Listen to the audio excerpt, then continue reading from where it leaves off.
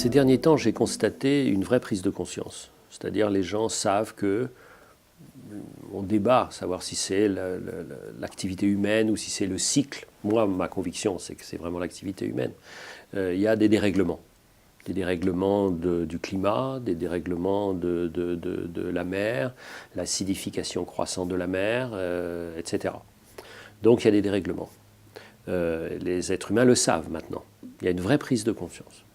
Alors après, il faut croire à ce qu'on sait. Et ça, c'est une autre situation. On sait qu'on va mourir. Est-ce qu'on en déduit des conséquences? Est-ce qu'on n'est pas plus vivant étant donné cet inéluctable-là? Et puis ensuite, il faut agir. Comment? Eh bien, on peut agir. Alors, c'est très variable. Mais moi, ce qui me passionnait, et c'est une des raisons pour lesquelles je suis venu, ce qui me passionnait, c'est de discuter avec un grand patron, Franck Ribou de Danone, et voir un peu comment il voyait les choses.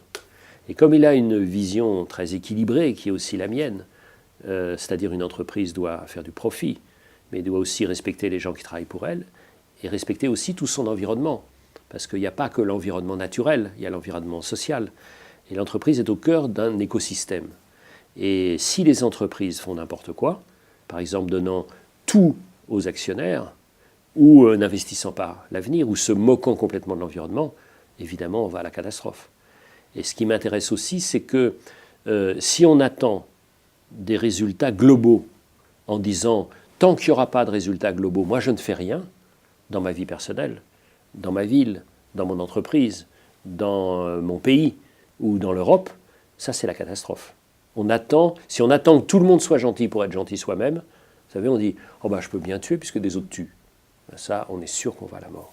La combinaison préoccupation sociale, préoccupation économique, préoccupation écologique, c'est pas une utopie, c'est possible? C'est la seule condition de notre survie. Je ne crois pas du tout à l'écologie qui ne soit pas rentable. Je ne crois pas du tout à une rentabilité qui ne soit pas écologique. Je ne crois pas du tout à ces visions, puis je ne les aime pas, à ces gens qui aiment la nature, surtout sans les êtres humains. Je ne crois pas du tout aux gens qui ne sont que dans le long terme et pas dans le court terme. Mais je ne crois sûrement pas aux gens ou aux sociétés qui sont prises en otage par le court terme. C'est de l'équilibre. C'est vraiment de l'équilibre. Et l'équilibre, pour moi, c'est la forme à la fois du réalisme et puis de l'optimisme. En tant que promeneur de la Terre, depuis que vous êtes promeneur sur cette Terre, qu'est-ce qui a changé depuis que les préoccupations écologiques sont bien présentes? Qu'est-ce qui a changé dans votre quotidien, le personnage? Eh bien, j'étais l'exemple même du Français qui se croit cultivé parce qu'il a lu quelques livres et qui ne connaît rien aux sciences de la Terre. Rien du tout. Jusqu'à 55 ans, jusqu'à 7 ans, je ne savais rien du tout. Puis j'ai fait un livre sur les courants, et puis etc., etc. Et je pense qu'il faut revenir à une culture générale. Culture générale, ça ne veut pas dire seulement littéraire. Regardez, les gens, ils commencent à comprendre ce que c'est que les gaz à effet de serre. Eh bien, il faut continuer dans la connaissance. Et je m'inquiète quand je vois des gens qui mettent au même niveau le savoir et l'opinion. Il y a des gens qui disent il ne s'est rien passé le 11 septembre. Ben si, le réel, il est là.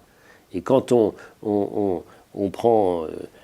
se méfie de tous les gens de savoir, il faudrait d'abord se méfier de soi-même et de sa propre ignorance. Je pense que la question la plus urgente, c'est la question de l'agriculture dans le monde. Parce que sans agriculture, on est tous morts. L'agriculture, on le sait, pour arriver à ces rendements qu'on lui demande, doit avoir des conséquences parfois néfastes sur la nature.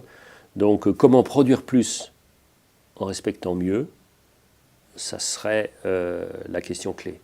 Donc, si vous me demandez quel ministère je voudrais avoir, je vous dis l'agriculture.